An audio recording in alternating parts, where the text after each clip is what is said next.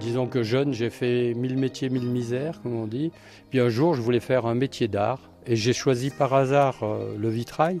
Par contre, j'ai eu une chance, et toute ma vie a été axée là-dessus, de rencontrer un grand maître verrier qui s'appelle Madame Lamy Paillet, Joséphine, et qui avait consacré sa retraite à la Vierge et vivait recluse, m'a ouvert sa porte et m'a enseigné son art. Dans un vitrail, chaque pièce doit être unique, la couleur doit être unique. On ne met pas justement une seule couleur, on évite les grands aplats. Enfin, c'est la technique qu'on utilise par rapport à certains verriers qui vont acheter une ou deux couleurs.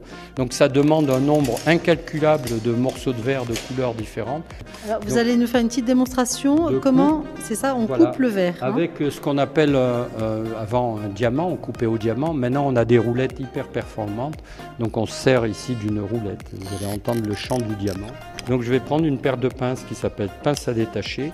Et voilà. Parce que le morceau, ça y est, le morceau est en deux parties. Le petit clac. Je peux rectifier en rognant le verre. Voilà, je peux rogner le verre. C'est-à-dire qu'on le découpe petit à petit.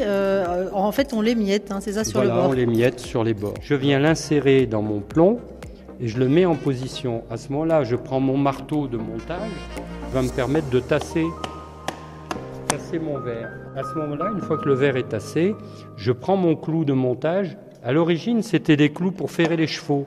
Ils sont pointus, vous voyez, de manière à pouvoir s'enlever facilement, pas être avec un arrache-clou pour les enlever.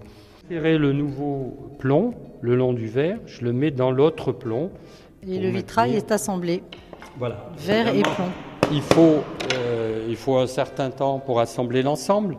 Pour moi, la beauté fait partie de l'évangélisation. Alors c'est peut-être un nom pompeux parce que je suis pas un bon catholique, et j'aimerais faire partager cette joie justement de connaître le Christ. C'est difficile devant l'horreur de transmettre ce message. Je pense que la beauté peut aider justement à accéder à quelque chose qui est beaucoup plus élevé que ce que l'on voit. C'est le ressenti, c'est l'âme, donc je veux dire, c'est à nous de transmettre ce bonheur. Voilà, je crois que c'est ça.